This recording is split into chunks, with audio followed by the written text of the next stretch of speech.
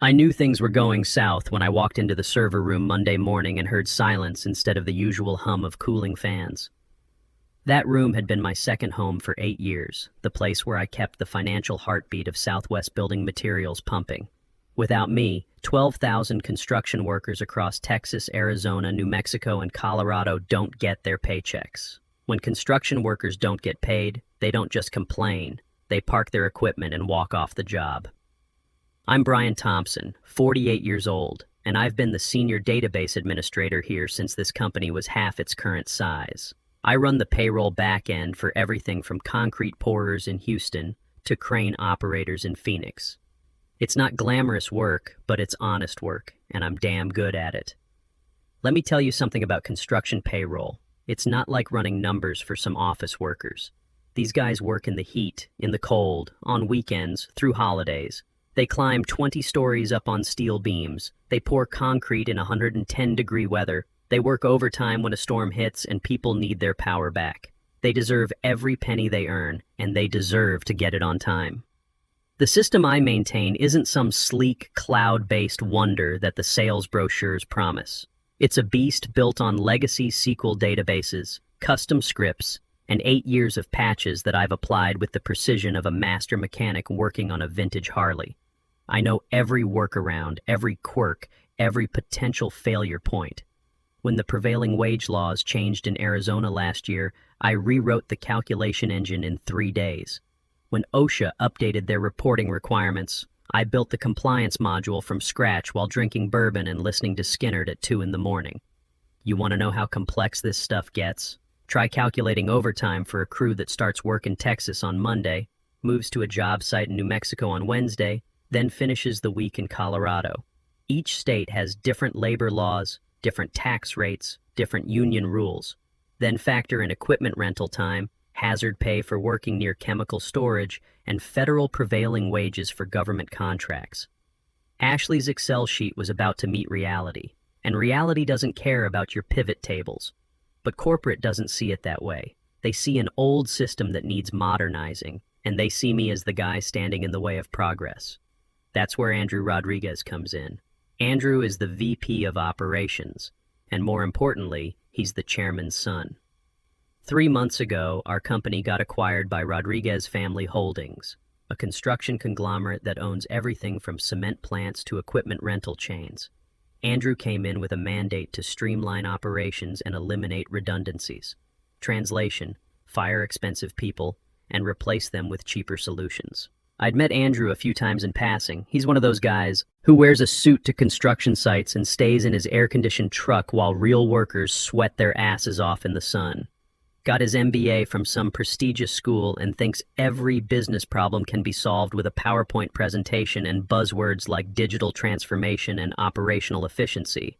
He's never spent a day on a construction site, never had to calculate overtime for a crew working emergency storm repairs, never had to explain to a single mother why her paycheck is late because the system crashed. The meeting happened on a Tuesday. Andrew called me into his office along with Patricia Williams from HR. Patricia's been here almost as long as I have, but she's always been more worried about protecting the company than protecting the employees. She's got that nervous energy of someone who knows bad news is coming but has to deliver it with a smile. Andrew's office looked like something out of a corporate magazine. Glass desk, leather chairs, and a view of the equipment yard that he probably never actually looked at. He was tapping on his tablet when I walked in, making me wait while he finished whatever earth-shattering task required his immediate attention. "Brian," Andrew said, not bothering to look up from his tablet, "we're restructuring the IT department, moving to a more agile, cost-effective model." I sat down in the chair across from his desk. "What does that mean for payroll operations?" That's where it gets exciting. Andrew finally looked at me, flashing the kind of smile that car salesmen practice in mirrors. "I want you to meet my niece, Ashley. She just finished her MBA and she's built an incredible model that's going to revolutionize how we handle payroll. Here's the thing about family businesses. Competence takes a back seat to bloodlines every time. I'd seen it before in other companies, but I thought our operation was too critical for that kind of nonsense. I was wrong. Ashley Rodriguez walked in like she owned the place, which technically, through family connections, she kind of did. She was 25, wearing a business suit that probably cost more than most of our workers make in a week, and carrying an iPad like it was the holy grail of business solutions. "Hi, Brian," she said, extending a perfectly manicured hand. "I've been reviewing your processes. Very thorough, but also very manual. I think we can do better." The way she said manual made it sound like I was still using an abacus and stone tablets. "Better how?" I asked, though I had a sinking feeling I already knew where this was heading. Ashley set her iPad on Andrew's glass desk and started swiping through screens with the confidence of someone who'd never seen a real system crash and burn. "I've built a comprehensive payroll solution in Excel. It's cloud-based, it's intuitive, and it can handle all the calculations you're currently doing with those old SQL databases." I stared at her for a long moment. "Excel? You want to run payroll for 12,000 construction workers with a spreadsheet?" "Not just any spreadsheet," Ashley said, getting a little defensive.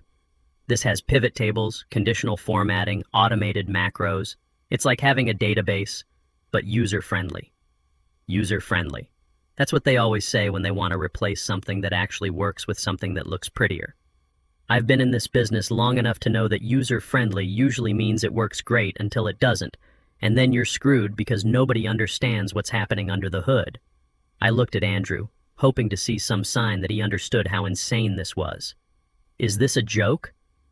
"It's innovation, Brian," Andrew said, leaning back in his leather chair.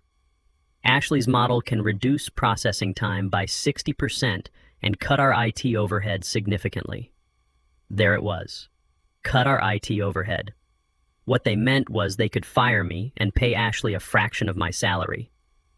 I'd seen this movie before at other companies. Young MBA comes in, promises the world with some half-baked solution, older employee gets shown the door, and then 6 months later they're begging the old guy to come back and fix the mess. "The payroll run is Friday," I said, keeping my voice level. "Today is Tuesday. If you're planning to switch systems, you need to understand what you're dealing with. This isn't just adding up hours times hourly rates." I started counting off on my fingers. "We have prevailing wage calculations for government contracts. Union versus non-union differentials that change based on the type of project and how many consecutive days a crew has worked. Equipment rental tracking that has to be cross-referenced with GPS data. OSHA compliance reporting. Multi-state tax withholdings where a guy can start the week in Texas and finish it in Colorado." Ashley was nodding along like she was following, but I could see her eyes glazing over. She thought she understood because she'd read about payroll in some textbook. "I've accounted for all of that," she interrupted. "My model includes lookup tables for all state regulations and automated tax calculations." Lookup tables. Jesus. The Arizona Prevailing Wage Database alone has 847 different job classifications, with different rates depending on which county you're working in. The union contracts have overtime rules that would make a tax lawyer's head spin. You've got guys who get time and a half after 8 hours, double time after 12, but only if they're working on certain types of projects. Then you've got hazard pay that kicks in if they're working within 500 feet of chemical storage. But the rate changes based on what chemicals and how close they are. "Ashley," I said, trying to keep the condescension out of my voice, "have you ever calculated prevailing wages for a federal highway project?" "I've studied the regulations," she said. "Studying and doing are two different things. You know what happens when you get prevailing wages wrong on a federal contract. The Department of Labor comes in and audits everything. They can fine us for every hour that was calculated incorrectly going back 3 years. Andrew waved his hand dismissively. "We'll have compliance reviews. Ashley's model includes error checking. Error checking in Excel, right? Like conditional formatting was going to catch it when some crew foreman in El Paso enters his time wrong and Ashley's lookup formula returns the wrong wage rate for 40 guys working a government job." "Brian," Patricia finally spoke up, "we'll need you to provide Ashley with all the necessary passwords and documentation for a smooth transition." "Documentation?" I laughed, but there was no humor in it. "Most of the critical processes are in custom scripts I wrote over the past 8 years. The real knowledge isn't documented anywhere, it's in my head. That's the thing about systems that actually work in the real world. They're not built from some textbook. They're built by people who've been doing the job long enough to know where all the bodies are buried." I know that the time clock system in the Phoenix warehouse has a glitch where it sometimes double stamps entries after 11 p.m., but only on Wednesdays, and only if the network load is high. I know that the union contract for the concrete crews has a clause about meal breaks that nobody else remembers, but if you don't account for it, the guys don't get their meal penalty pay. Ashley doesn't know any of that. She's got her pretty spreadsheet with its color-coded cells and its fancy formulas, but she's never had to explain to Big Jim Patterson why his crane operators are showing up as earning less than minimum wage because some calculation went sideways. "Then we'll need you to document everything before you go," Andrew said, and that's when I knew for sure they'd already made their decision. They weren't asking for my input or trying to understand why their plan was doomed. They were giving me my walking papers and expecting me to train my replacement. "When's my last day?" I asked. "Friday," Andrew said, "after the payroll run. We want to make sure there's a smooth transition." "And if the transition isn't smooth?" Ashley jumped in again. "It will be. I've tested my model extensively." "On what data?" "Sample data from the HR system, plus some theoretical scenarios." "Sample data. Theoretical scenarios." She'd tested her revolutionary payroll solution on make-believe numbers. It was like testing a race car by driving it around a parking lot at 5 mph and then assuming it would handle the Daytona 500. I stood up, my knees popping the way they do when you've been sitting too long, or when you're about to make a decision you know you'll either regret or celebrate. "All right then, I guess we'll see how it goes." "That's the spirit," Andrew said, already looking back at his tablet. "Patricia will have your severance paperwork ready by end of business." I walked toward the door, then stopped and turned back to Ashley. "One piece of advice." She looked up from her iPad, probably expecting some technical tip about database connections or file formats. "When the system crashes," I said, "and it will crash, don't panic. Just remember that 12,000 people are counting on their paychecks to pay rent and buy groceries. That might help you prioritize." The look on her face told me she still didn't get it. She thought this was just numbers on a screen. She had no idea she was about to be responsible for people's lives. I didn't argue anymore. I didn't try to explain why Ashley's approach was doomed to fail worse than a paper airplane in a tornado. Sometimes the best teacher is experience, and Ashley was about to get an education that no MBA program could provide. The next 3 days were like watching a slow-motion car crash. I spent Wednesday and Thursday doing exactly what they asked, documenting everything I could think of, creating user guides, and writing step-by-step instructions. But here's the thing about complex systems that have evolved over 8 years. You can't document institutional knowledge. You can't write down the gut feeling you get when something doesn't look right, or the instinct that tells you to double-check a calculation because it seems off by just enough to matter. Ashley shadowed me those 2 days, taking notes on her iPad and asking questions that showed she had no clue what she was getting into. "Why do you manually verify the Arizona wage classifications?" she asked Wednesday morning as I ran through the pre-payroll checks. "Because the state database has been corrupted since 2019, I explained. It shows the right wage rates, but about 3% of the job classifications return wrong county codes. If you don't catch it, guys working in Phoenix get paid Tucson rates, which is about $4 an hour difference. Can't we just fix the database? It's a state system. We don't control it. We just have to work around it." She made a note on her iPad. I could see her typing "fixed state database issue" like that was something she could handle with a phone call. Thursday afternoon, Ashley was feeling confident enough to start importing real data into her Excel model. I watched her upload the raw time files from our 47 different job sites across 4 states. The spreadsheet immediately started lagging. "It's just loading," she said, clicking refresh repeatedly while Excel churned through 12,000 employee records. But I could see what was happening. Her lookup formulas were hitting circular references because she didn't understand how prevailing wage calculations cascade. When you've got federal, state, and local wage requirements that can all apply to the same job, you can't just use a simple VLOOKUP. You need conditional logic that checks multiple criteria in a specific order. "Ashley," I said carefully, "you might want to test that on a smaller dataset first." "It'll be fine," she replied. But I could hear the uncertainty creeping into her voice as Excel's memory usage spiked and the program started freezing.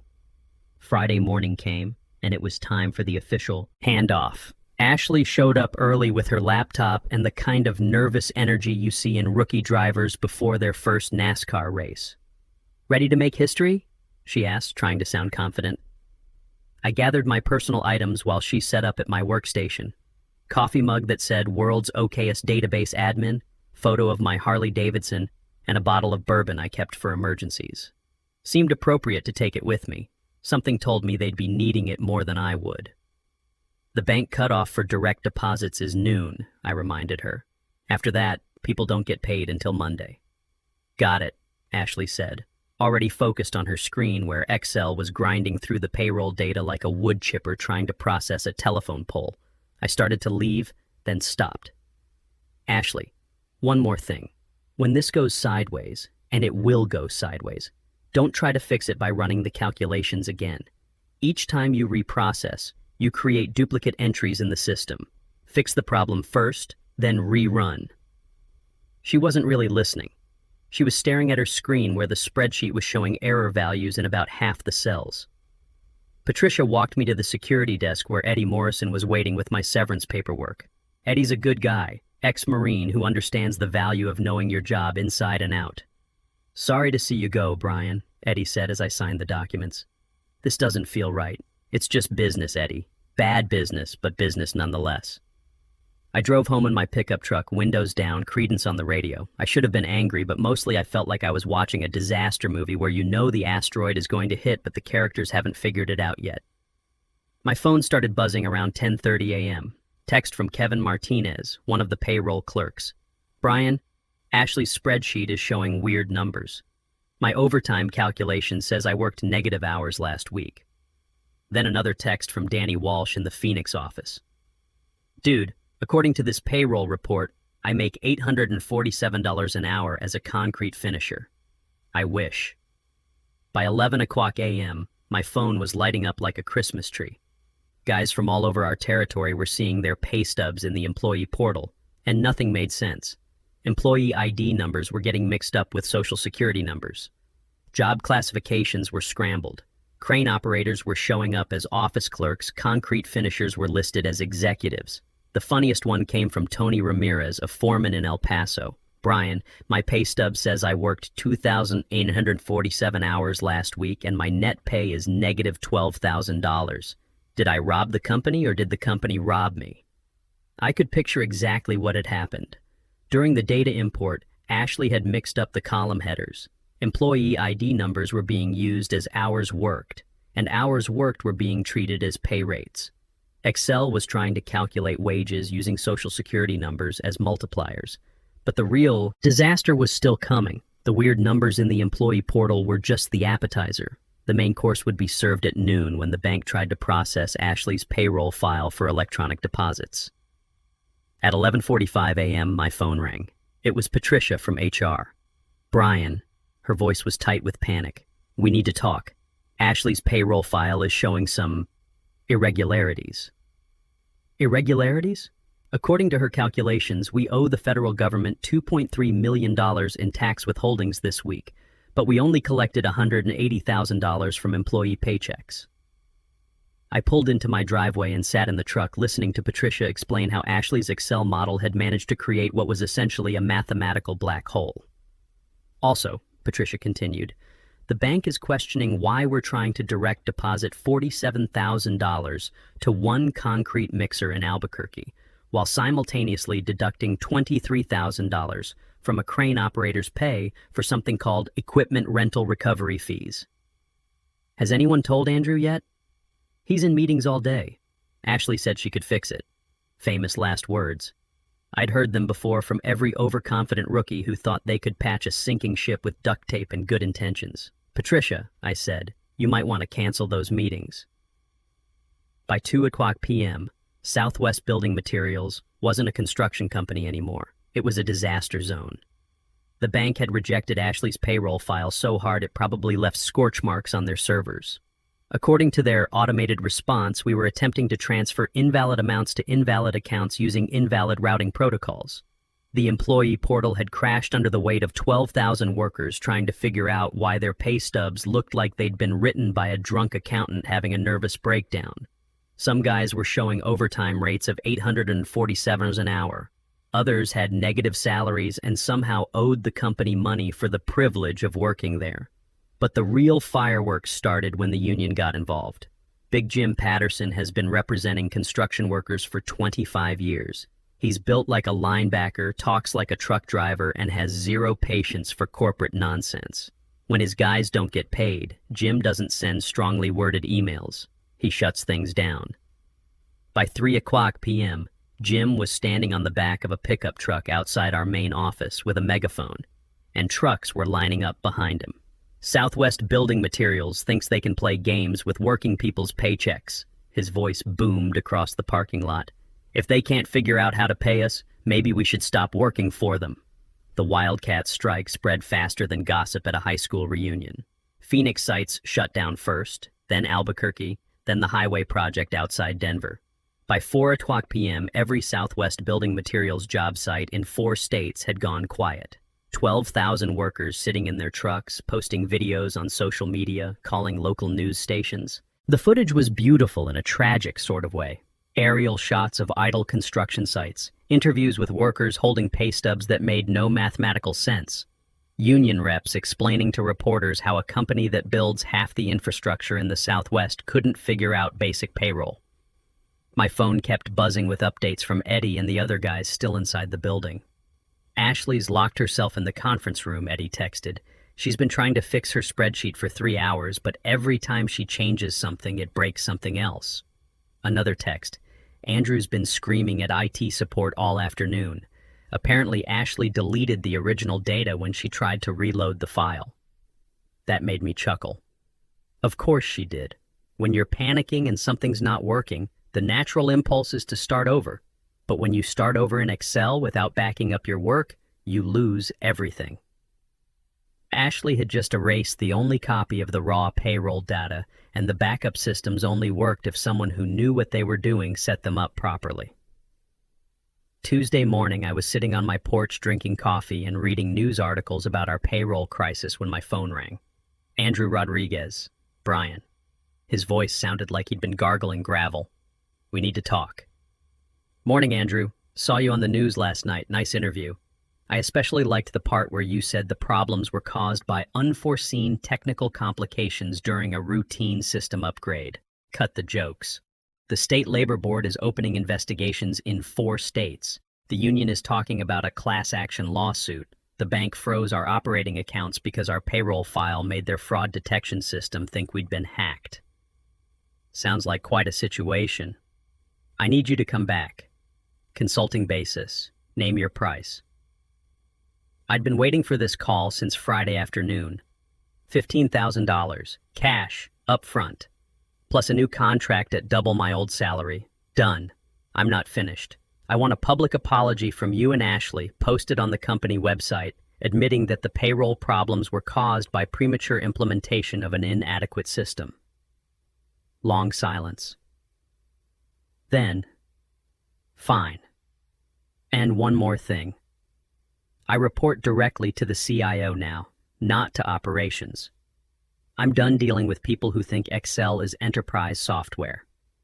Whatever you need, Brian. Just fix this. I drove back to the office Wednesday morning. The parking lot still had union guys camped out, but they waved when they saw my truck. Jim Patterson walked over as I was getting out. Brian, tell me you're here to save our asses. Working on it, Jim. You guys should see some action by Thursday morning. What about back pay for the time we've been sitting here, every penny, with overtime for the guys who were scheduled to work? I walked into the building like I owned it, because for the next few days, I basically did. The server room felt like coming home after a long trip. I fired up my workstation and started digging through the wreckage Ashley had left behind. It was worse than I'd expected.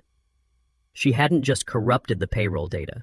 She'd managed to lock the database tables, create circular references in the tax calculation modules, and somehow convince the system that we employed 847,000 people named Error.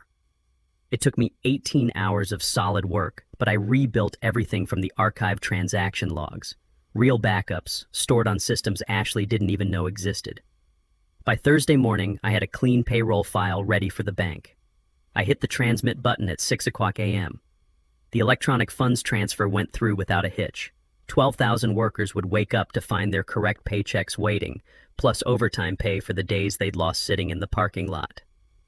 Friday morning, I walked into Andrew's office. He looked like he'd aged 10 years in a week. "It's done," I said. "Everyone's been paid correctly, including compensation for the strike days." "Thank you," he said quietly. "Where's Ashley?" "Reassigned to marketing research. Turns out family connections only go so far when you cost the company millions of dollars and nearly trigger a federal investigation." "And my new office?"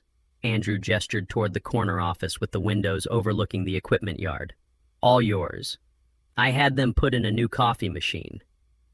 I walked to my new desk and sat down in the leather chair.